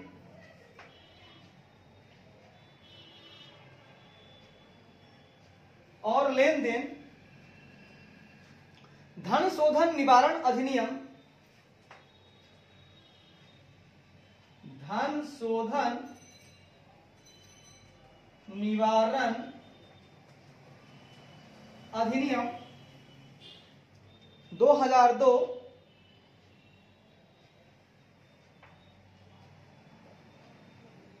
2003 का ये 15वां सेक्शन है, सेक्शन का उल्लंघन नहीं करते हैं, नॉट वायोलेटिव का उल्लंघन नहीं करते। सुनिएगा प्यार मोहब्बत, सुनिएगा। और साहब जरा आप देख लीजिएगा, कंपनी के बारे में पूछ लीजिएगा। जो कंपनी ले रही है, कहीं दे रही है, कहीं ले रही है, तो यहां जो ले रही है फंड आज फिर इन्वेस्ट कर रही है, तो जरा सा डिक्लेरेशन उसने किया है कि नहीं, डिस्क्लोजर किया है कि नहीं, घोषणा किया है कि नहीं डिस्क्लोजर में, प्रकटीकरण में, कि ऐसे लेन देन के लिए आपको फॉरेन एक्सचेंज मैनेजमेंट एक्ट 1999 जिसकी धारा 42 है और कंपनी अधिनियम, इनके जो रिलीवेंट प्रोविजन है इनको कंप्लाई करना होगा। भैया उनको मानते हुए ही आप पैसा ले सकते हो और किसी को दे सकते हो, ठीक है। पैसा आप लो, फंड प्राप्त करो और उससे आप कहीं उधार दो, निवेश करो, कुछ करो, ठीक है, करो, लेकिन मत मानो जी आप फॉरेन एक्सचेंज मैनेजमेंट एक्ट 1999 की बात मानो और कंपनीज एक्ट का जो भी रिलीवेंट प्रोविजन है उसकी बात मानो, और prohibition of money laundering act और लेन देन के लिए धन शोधन निवारण अधिनियम 2002 है, prohibition of money laundering act 2002, उसका उल्लंघन आपको नहीं करना बाबू साहब। आप कोई भी लेन देन करिए एकदम व्हाइट पैसा लाइए, चोरी छिपी वाला काम नहीं करना, व्हाइट पैसा आप उसको उल्लंघन नहीं कीजिए, ब्लैक मनी का यूज नहीं करना है, ठीक है। तो prevention of money laundering act का उल्लंघन नहीं करना है आपको, और प्लस इस लेन देन के लिए आपको foreign exchange management act 1999 plus companies act, इन दोनों को कंप्लाई, उसके भी जो रिलीवेंट प्रोविजंस है, प्रासंगिक प्रावधान है, उनको आपको मानते हुए काम करना है, अपनी मर्जी नहीं चलेगी रे बाबा। बढ़िया है बाबा। तो इस तरह से भैया हम लोगों ने कैपिटल को खत्म कर लिया। अब हम लोग चलते हैं रिजर्व एंड सरप्लस की तरफ, ठीक है सर। चलिए आ जाइए, बिल्कुल प्यार मोहब्बत से आइएगा, यहां मौज ही मौज मिल रहा है, यहां मजा ही मजा है। ले मजा रे, मजा मजा मजा ले ले रे, ले ले ले ले ले मजा रे, मजा मजा मजा ले ले रे, ले ले ले। जो भी करो कमाल करो, अरे जो भी करो कमाल करो, ठीक है सर, बढ़िया।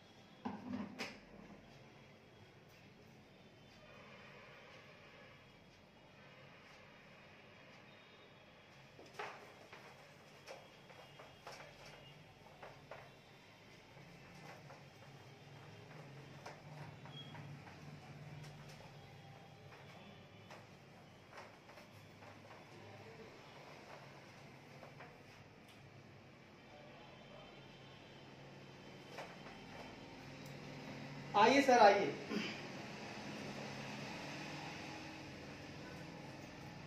अब हम बात करेंगे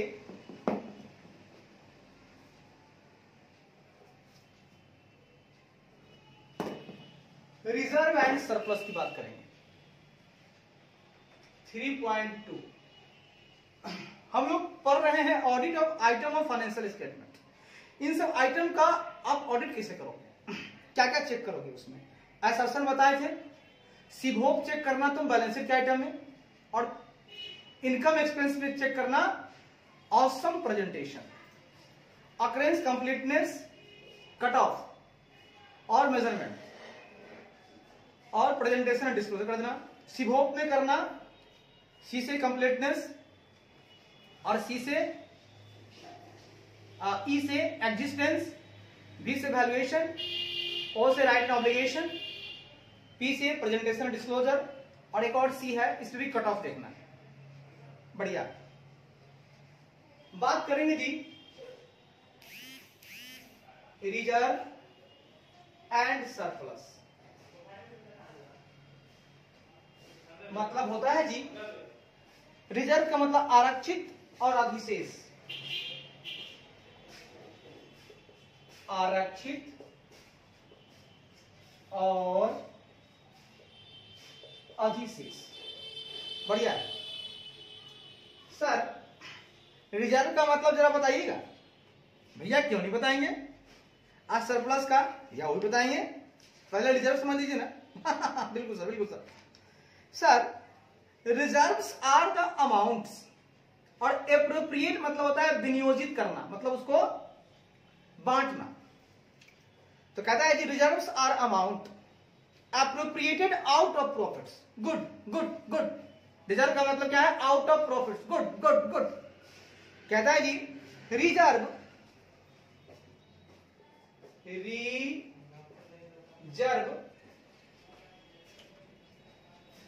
मुनाफे से विनियोजित, रिजर्व मुनाफे से, रिजर्व मुनाफे से विनियोजित की गई वह राशि है, विनियोजित की गई वह राशि है that are not intended, जिसका उद्देश्य, जिसका उद्देश्य, जिसका उद्देश्य किसी, पहला देनदारी, बोले तो लायबिलिटी, किसी देनदारी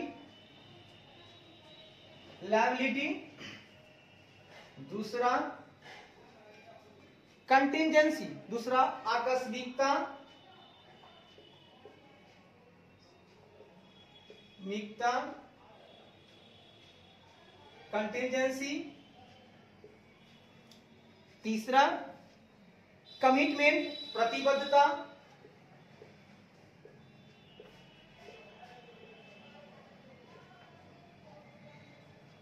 प्रतिबद्धता कमिटमेंट, या बैलेंस शीट की तारीख, या चौथा बैलेंस शीट की तारीख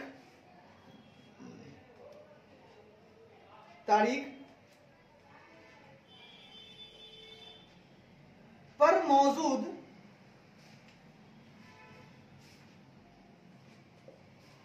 के अनुसार कर दीजिए, तारीख के अनुसार मौजूद संपत्तियों के मूल्य के अनुसार मौजूद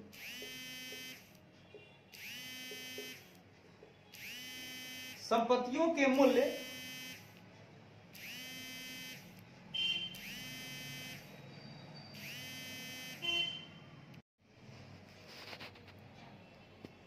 हाँ सर।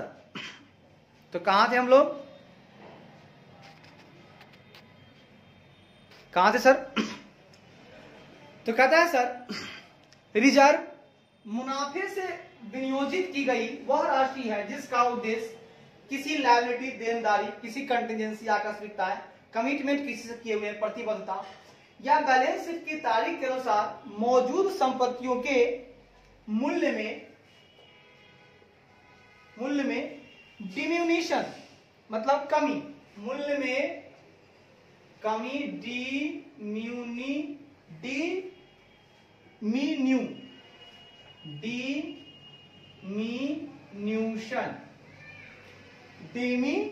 डिमिन्यूशन की कमी को कमी को पूरा करना नहीं है, कमी को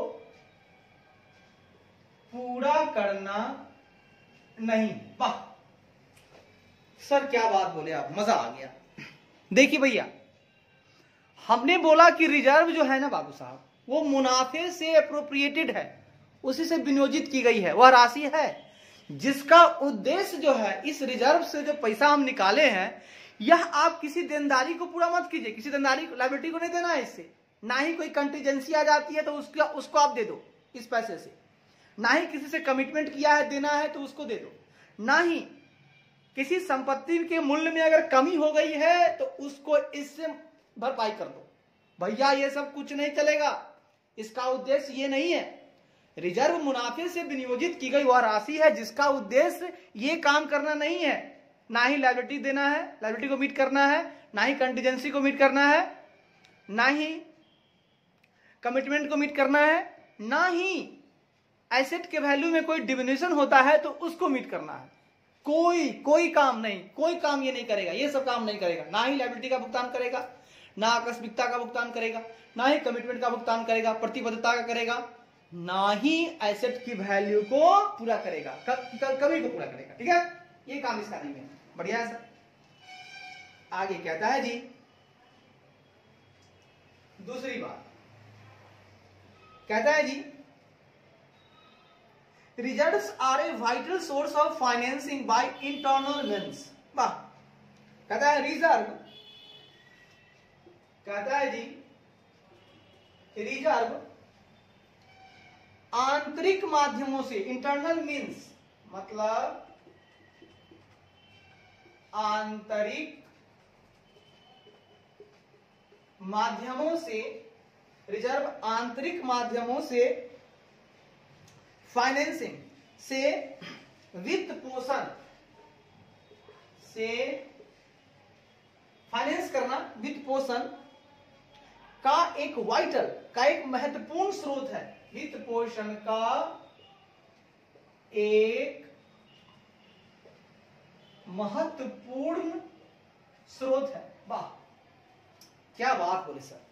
भैया ये जो रिजर्व है ना, एक वाइटल सोर्स है, ये फाइनेंस किया जाता है इससे इंटरनली, इसका इंटरनल मीन्स है, इसका यह जो है रिजर्व आंतरिक माध्यमों से फाइनेंसिंग का एक वाइटल सोर्स है, वित्त पोषण का एक महत्वपूर्ण स्रोत है, इससे फाइनेंस अपना बढ़ता है ना, हमारे लिए फाइनेंसिंग हमारा मजबूत होता है रिजर्व से। बढ़िया है।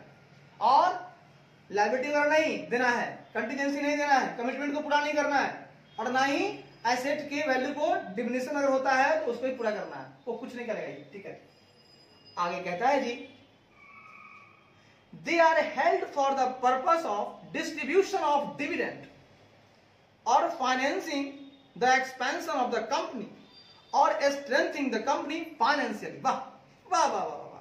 कहता है दे आर, इन्हें, कहता है जी इन्हें, इसका पर्पस क्या है, डिस्ट्रीब्यूशन ऑफ डिविडेंड, इन्हें लाभांश के वितरण, इन्हें लाभांश के वितरण या हाँ आ गए, आइए साहब। तो कहता है सर कि इनका यूज कहां करना है, रिजर्व का, है ना, इन्हें लाभांश के वितरण, लाभांश के वितरण कौमा वितरण या financing the expansion of the company, या कंपनी के, ठीक है ना, या कंपनी के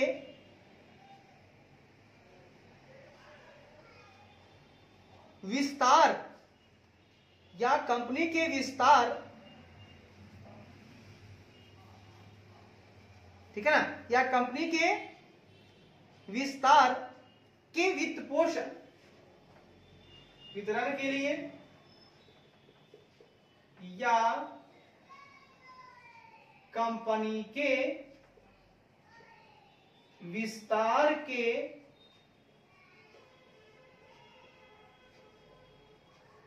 वित्त पोषण के लिए, विस्तार में फाइनेंस करना है ना जी, उसके वित्त पोषण के लिए, या स्ट्रेंथिंग द कंपनी फाइनेंशियली, या कंपनी को, या कंपनी को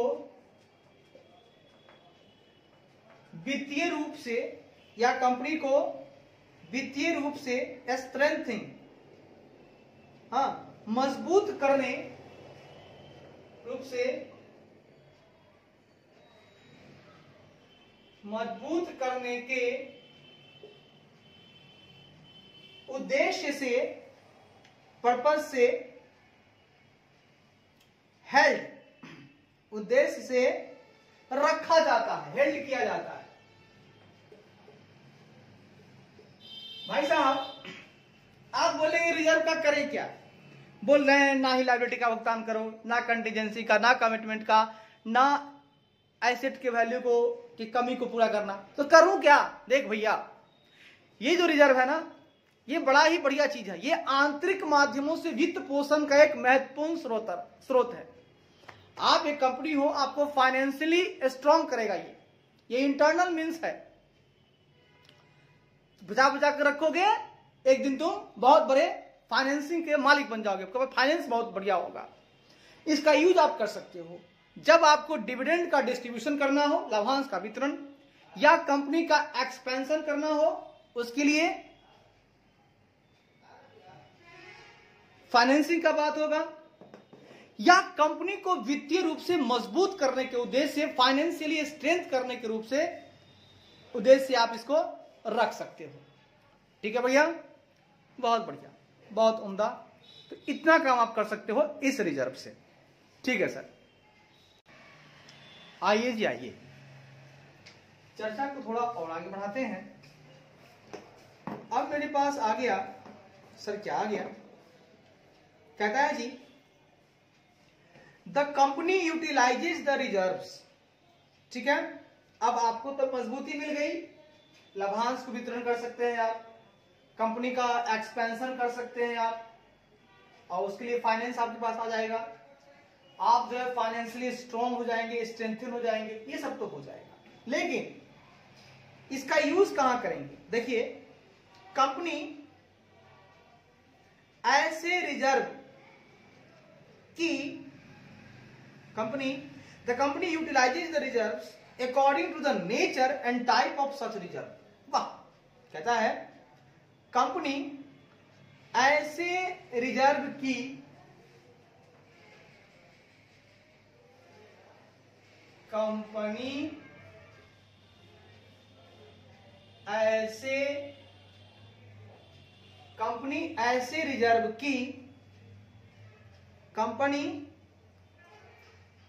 ऐसे रिजर्व की नेचर एंड टाइप, प्रकृति और प्रकार, ऐसे रिजर्व की प्रकृति और प्रकार के अनुसार, ठीक है, प्रकृति और प्रकार के अनुसार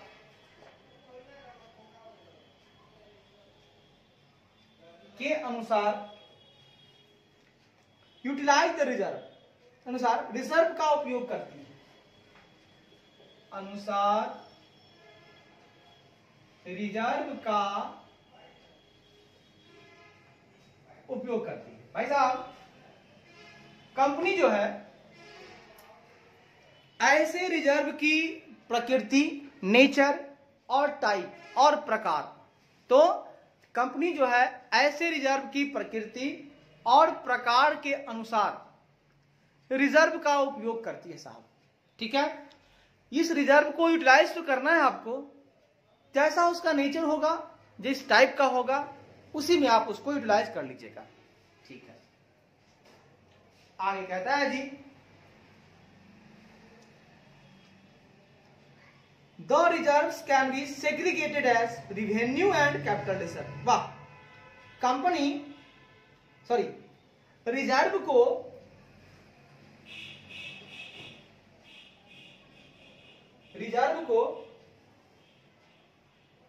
राजस्व रिजर्व को राजस्व यानी रिवेन्यू और कैपिटल या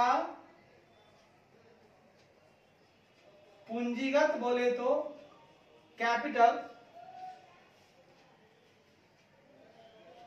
रिजर्व के रूप में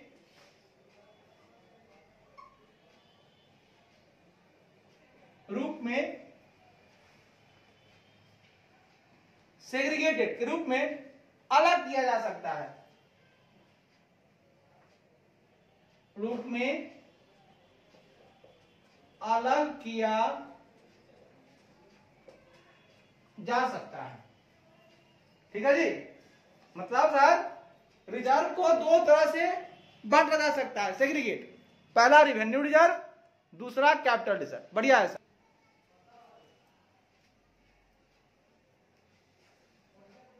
आगे कहता है जी, रिवेन्यू रिजर्व रिप्रेजेंट, कहता है प्रॉफिट दैट, राजस्व रिजर्व उन लाभों का, राजस्व रिजर्व उन लाभों का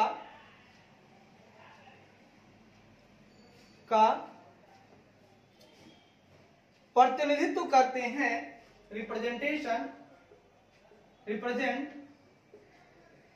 प्रतिनिधित्व करते हैं, जो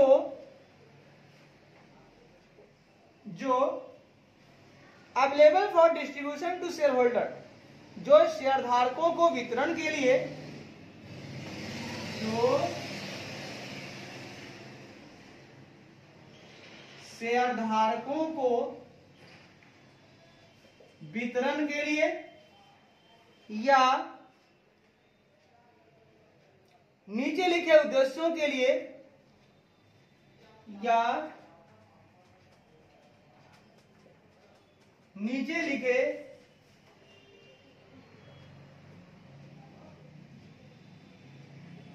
उद्देश्यों के लिए उपलब्ध है। वाह, क्या बात बोले सर आप। हाँ भैया, हमने बोला कि राजस्व रिजर्व उन लाभों का प्रतिनिधित्व करते हैं जो शेयर धारकों को वितरण के लिए, शेयर होल्डर के डिस्ट्रीब्यूशन के लिए, या नीचे लिखे कुछ पर्पस है उनके लिए यूज किया जाता है, उपलब्ध होता है रेवेन्यू रिजर्व। ठीक है, रेवेन्यू रिजर्व उन प्रॉफिट को रिप्रेजेंट करता है, ठीक है, जो शेयर धारकों को वितरण के लिए, डिस्ट्रीब्यूशन, शेयर होल्डर को डिस्ट्रीब्यूट करने के लिए और नीचे लिखे पर्पस के लिए उपलब्ध है। पर्पस क्या है? देखिए सर, पहला पर्पस है to supplement divisible profit in lean years, मतलब कमजोर वर्षों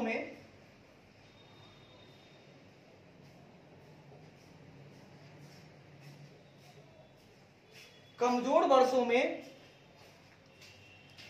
डिविजिबल प्रॉफिट, विभाज्य लाभ की पूर्ति के लिए,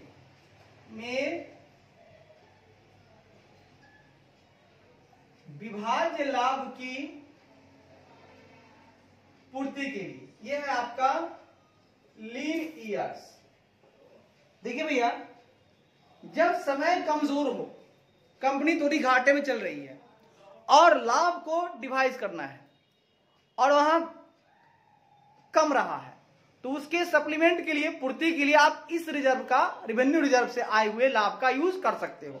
आप लाभ को बांटने में अपने पार्टनर के बीच आप इसका इस्तेमाल कर सकते हो। दूसरी बात, to augment the working capital of the business. व्यवसाय की कार्यशील पूंजी को ऑगमेंट मतलब बढ़ाने, ठीक है ना, या उसके पहले to finance and extension of business, व्यवसाय के विस्तार को वित्त पोषित करने के लिए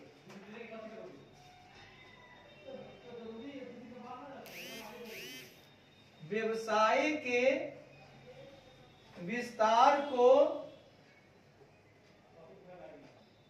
वित्त पोषित करने के लिए,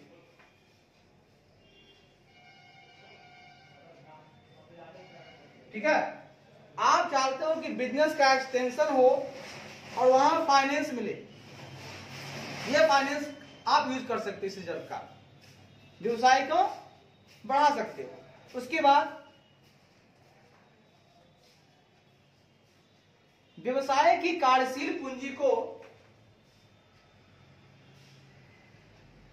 व्यवसाय की कार्यशील पूंजी को बढ़ाने में भी इसका इस्तेमाल कर सकते हो, या to generally strengthen the company's financial position. आमतौर पर कंपनी की वित्तीय स्थिति, आमतौर पर कंपनी की वित्तीय स्थिति, आमतौर पर कंपनी की वित्तीय स्थिति को स्ट्रेंथन, को मजबूत करने के लिए, को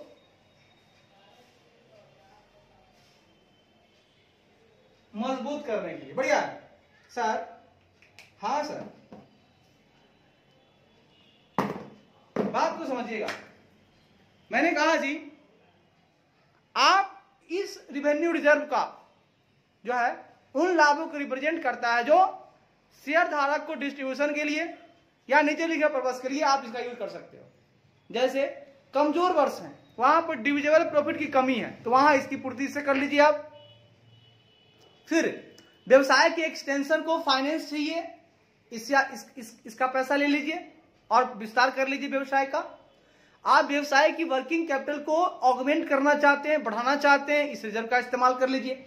फिर आमतौर पर कंपनी की जो फाइनेंशियल पोजीशन है उसको स्ट्रेंथन करने के लिए भी आप इस रिजर्व का इस्तेमाल कर सकते हैं। जी ठीक है, आज तक के लिए इतना ही। फिर हम आपसे कल मिलते हैं, कल ढेर सारी बातें करते हैं। तब तक के लिए जहां रहे, मस्त रहे, खुश रहे। ठीक है सर।